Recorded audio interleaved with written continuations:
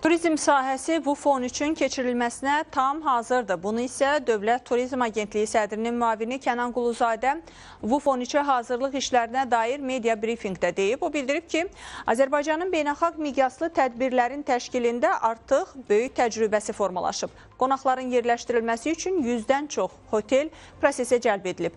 60-dan çox hotel isə beynəlxalq platformalara yerləşdirilib.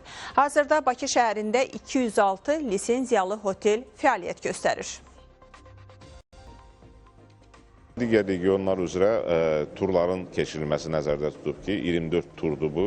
Həm Bakını, həm Abşeronu, həm də Azərbaycan demək olar ki, bütün turistik məkanlarını deməli əhatə edir bu turlar. O cümlədən Qarabağ və Şərqi Zəngəzur istiqamətində Şəki, Şamaxı, Quba, Qusar, Lənkəran və digər ki, biz istəyirik ki, bu mühüm, möhtəşəm tədbir çərçivəsində Azərbaycan turizm potensialını mümkün qədər geniş auditoriyaya çatdıraq və tematik mədəniyyətimizi göstərək, irsimizi göstərək.